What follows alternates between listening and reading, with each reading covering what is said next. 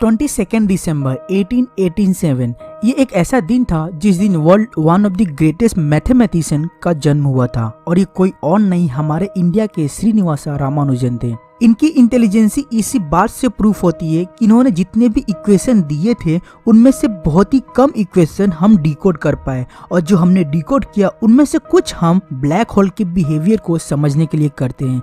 लेकिन इससे भी इंटरेस्टिंग बात यह है कि इन्होंने ये सब कुछ सिर्फ 32 साल के उम्र में किया, क्योंकि 26 अप्रैल 1920 में इनकी डेथ हो गई थी। डॉक्टर के अकॉर्डिंग इनकी डेथ ट्यूबरकुलोसिस से हुई थी, लेकिन असल में इनकी डेथ ट्यूबरकुलोसिस से हुई नहीं थी, इसके पीछे कोई और कारण था। तो हे गाइस, मिसिंग माइंड, तो चलिए कंटिन्यू करते हैं आज के इस इंटरेस्टिंग एपिसोड को।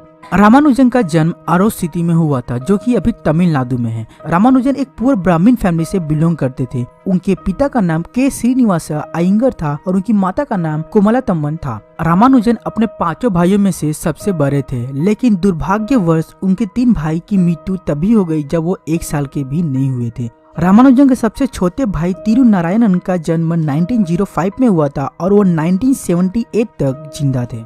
रामानुजन को बचपन से मैथमेटिक्स में काफी ज्यादा शौक था और उन्होंने इसके लिए कोई ट्यूशन वगैरह भी ज्वाइन नहीं किए थे। इन्होंने जो कुछ सीखा वो अपने किताबें और मेहनत से सीखा। रामानुजन जैसे जैसे बड़े होते गए उनकी क्यूरियोसिटी मैथमेटिक्स में काफी ज्यादा बढ़ती गई और वो जब 11 साल के हुए तो इतना जान चुके थे कि जो कॉलेज के 2 स्टूडेंट उनके साथ रहा करते थे वो अक्सर रामानुजन की हेल्प लिया करते थे मैथमेटिक्स के प्रॉब्लम को सॉल्व करने के लिए। और इनके बारे में ये भी कहा जाता है कि एग्जाम में वो पेपर को आधे ही समय में कंप्लीट कर दिया करते थे और इतने ही कम उम्र में वो इन्फिनिटी सीरीज और जियोमेट्री के बारे में काफी कुछ जान चुके थे। 1903 में रामानुजन को एक बुक मिली जिसका नाम था a synopsis of elementary result in pure and applied mathematics, जिसे G.S. कार्ड ने लिखा था। इसके अंदर पूरे 5000 थ्योरम थे और रामानुजन ने इस पूरे बुक की डिटेल स्टडी की। ऐसा कहा जाता है कि रामानुजन के अंदर जो एक्स्ट्रा ऑर्डिनरी जीनियस छुपा हुआ था वह इस बुक के जरिए ही बाहर आया। 1904 में रामानुजन ने अकेले ही बर्नौली नंबर की इन्वेस्टिगेट की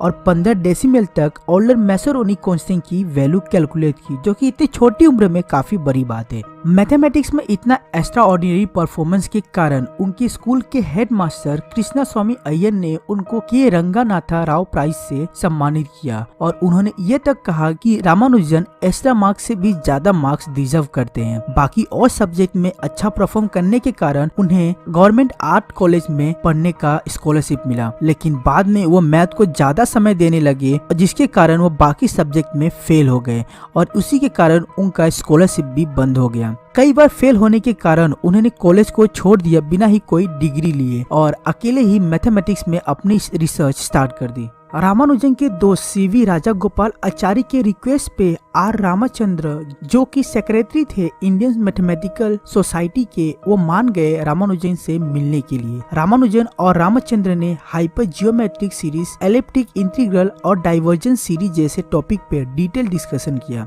डिस्कशन के बाद रामचंद्र समझ गए कि रामानुजन कोई साधारण मैथमेटिशियन नहीं है। जहाँ एक समय रामचंद्र ये समझते थे कि रामानुजन के सारे वर्क दूसरे मैथमेटिशियन की कॉपी है, आज वही उनके वर्क को journal of the Indian mathematical society में पब्लिश करने लगे। और इतना ही नहीं, उन्होंने रामानुजन को फाइनेंशियली भी काफी सपोर्ट किया, जिससे रामानुजन को हेल्प मिली उनके रिसर्च को कंटिन्यू करने के लिए। रामानुजन मद्रास पोर्ट ट्रस्ट में क्लर्क का जॉब किया करते थे, जहां उन्हें 30 रुपया महीना मिला करता था और वो अपने काम को जल्द से जल्द कंप्लीट कर लिया करते थे और बचे हुए टाइम को अपने रिसर्च वर्क में लगाया करते थे। 1913 में E.W. मिडलमास, S. नारायणा अय्यर और रामचंद्र राव ने इन्होंने डिसाइड किया कि वह रामानुजन के वर्क को ब्रिटिश मैथमेटिशियन को प्रेजेंट करेंगे और रामानुजन ने यूनिवर्सिटी कॉलेज लंदन MGM हिल को अपना रिसर्च सेंड किया, लेकिन उन्होंने सिंपली यह कहकर उनके लेटर को रिटर्न कर दिया कि रामानुजन के अंदर मैथमेटिक्स को समझने की काफी अच्छी काबिलियत है, लेकिन एजुकेशनल बैकग्राउंड जो कि हर एक मैथमेटिशियन के पास होना चाहिए वो उनके पास नहीं है, इसीलिए हम उनके रिसर्च को एक्सेप्ट नहीं कर सकते।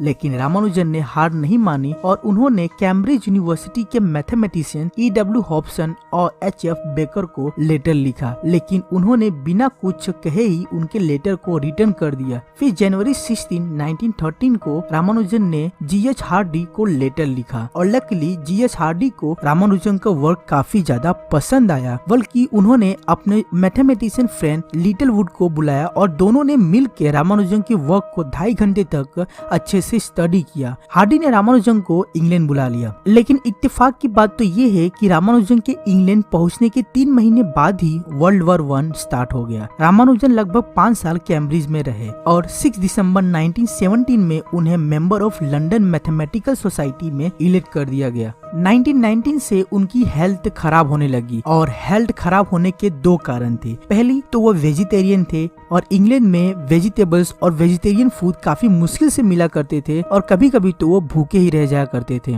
और दूसरा ये कि उस टाइम वर्ल्ड वॉर 1 चल रहा था और ये दोनों कारण बने उनके हेल्थ प्रॉब्लम की, जिससे उन्हें ट्यूबरकुलोसिस और कई सारे विटामिन डेफिशिएंसी हो गई। 1919 में वो इंडिया लौट आए और 26 अप्रैल 1920 में उनकी डेथ हो गई। लेकिन 1994 में जब डॉक्टर D.A.B. यंग ने रामानुजन के रिपोर्ट को फिर से चेक किया तो उन्होंने बताया कि उनकी मौत ट्यूबरकुलोसिस से नहीं बल्कि हेपेटिक एमोबियासिस से हुई थी। दरअसल हेपेटिक एमोबियासिस उस टाइम मद्रास में काफी ज्यादा फैला हुआ था और लकीली इस बीमारी का इलाज भी था, लेकिन प्रॉब्लम ये थी कि इस बीमारी को आइडेंटिफाई करना काफी ज्यादा डिफिकल्ट था। जब रामानुजन अपने मरने के कगार पे थे तब भी उन्होंने अपना रिसर्च बंद नहीं किया और बेड पे लेटे लेटे ही कई सारे इक्वेशंस और फॉर्मूला लिखा करते थे। रामानुजन अक्सर कहा करते थे कि उन्हें उनके भगवान नामागिरी गाइड किया करते थे और एक बार उन्होंने अपने सपने को डिटेल में एक्सप्लेन भी किया था। वो कहते कि उन्हें सपने में एक बड़ी सी दीवार दिखती जहाँ पे एक हाथ आता और उस दीवार पे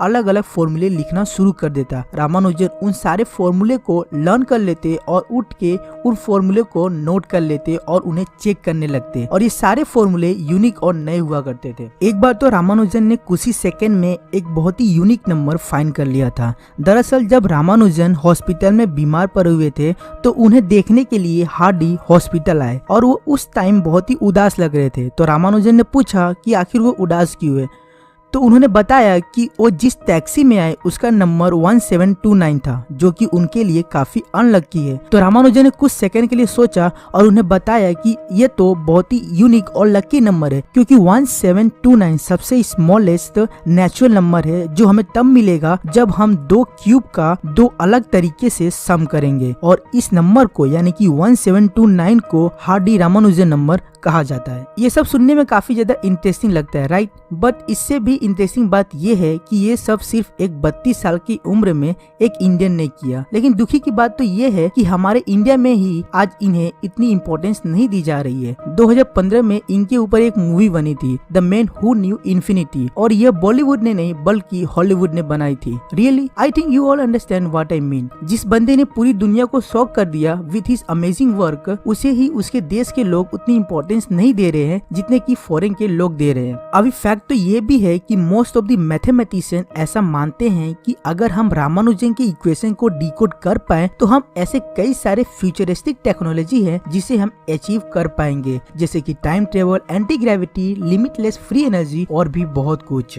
और लास्ट में एक ही बात कहना चाहूंगा कि आप इस वीडियो को व्हाट्सएप, फेसबुक और इंस्टाग्राम पे अपने दोस्त और फैमिली के साथ इतना शेयर करें कि सबको पता चल जाए कि आखिर रामानुजन